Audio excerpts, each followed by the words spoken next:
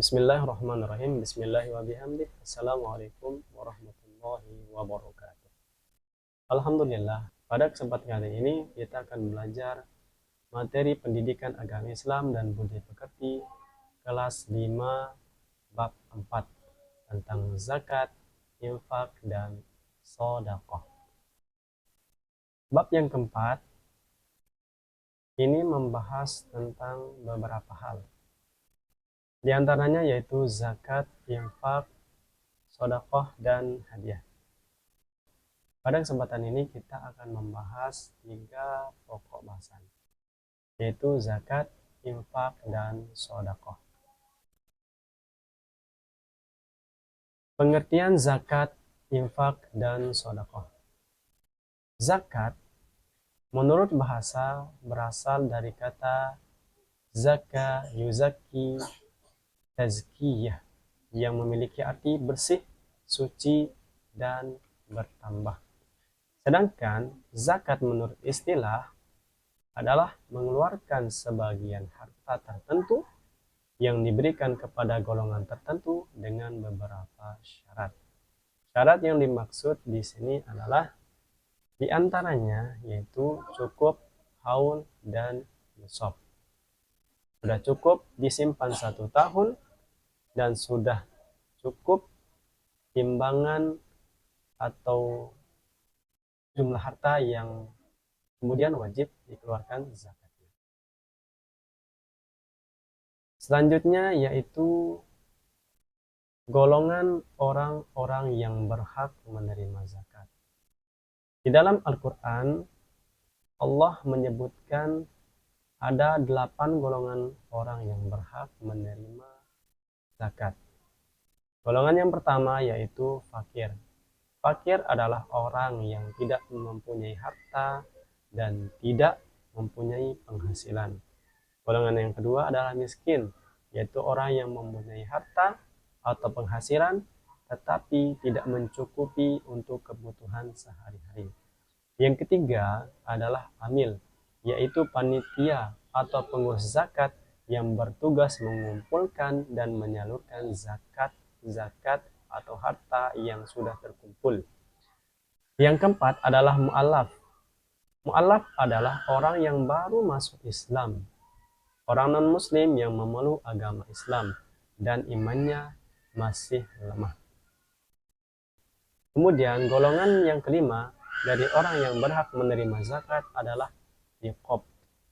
Riqab yaitu hamba sahaya yang telah dijanjikan akan dimerdekakan oleh tuannya jika sanggup membayar tebusan sejumlah uang. Selanjutnya yaitu kelompok yang keenam adalah gharimin, yaitu orang yang terlilit dengan hutang. Yang ketujuh adalah fisabilillah, yaitu orang yang berjuang di jalan Allah Subhanahu wa taala. Dan yang terakhir adalah ibnu sabil, yaitu orang dalam perjalanan jauh untuk tujuan baik dan kehabisan bekal ketika akan pulang ke daerahnya. Selanjutnya adalah pembagian zakat. Zakat dibagi menjadi 2. Yang pertama adalah zakat fitrah. Biasanya zakat fitrah ini adalah zakat yang dikeluarkan pada bulan Ramadan. Zakat fitrah adalah zakat yang dikeluarkan oleh setiap orang muslim pada bulan Ramadan berupa makanan pokok berbentuk beras, jagung, gandum, dan lain-lain. Tergantung dari makanan pokok yang dikonsumsi di suatu daerah. Kemudian yang kedua dari pembagian zakat adalah zakat mal atau zakat harta. Zakat mal atau zakat harta adalah zakat yang wajib dikeluarkan karena menyimpan atau memiliki harta berbentuk uang, emas, dan sebagainya. Selanjutnya adalah manfaat zakat. Manfaat yang pertama dari zakat adalah meringankan beban orang lain. Yang kedua, membersihkan harta dan jiwa. Yang ketiga, mendidik diri agar menjadi pribadi yang pemurah dan penolong. Manfaat yang keempat adalah membiasakan diri mengamalkan sifat yang terpuji. Manfaat yang kelima adalah bentuk syukur atas nikmat yang diberikan oleh Allah Subhanahu wa taala. Manfaat yang keenam adalah mengasah sikap peduli terhadap sesama. Dan manfaat yang ketujuh yaitu terciptanya hubungan kasih sayang antara orang yang mampu dan yang tidak mampu. Selanjutnya pembahasan yang kedua setelah zakat adalah infak. Infak yaitu mengeluarkan sebagian harta benda yang dimiliki untuk kepentingan yang mengandung kemaslahatan bagi orang banyak, kemaslahatan bagi fakir, kemaslahatan bagi orang yang miskin, kaum kerabat, anak-anak yatim, dan orang-orang yang terlantar yang lainnya, orang-orang yang membutuhkan uluran tangan. Selanjutnya yang ketiga adalah sodakoh. Sedekah berasal dari kata sodakoh yang artinya benar.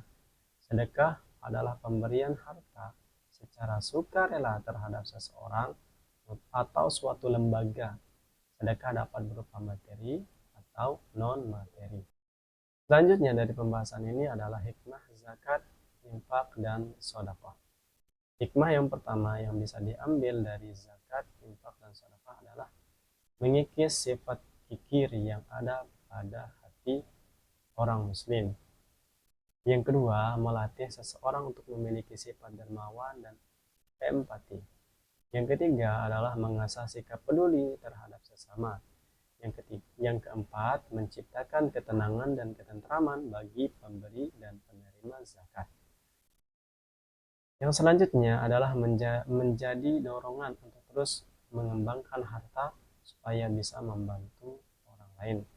Selanjutnya, menciptakan dan memelihara persatuan dan persaudaraan antar umat.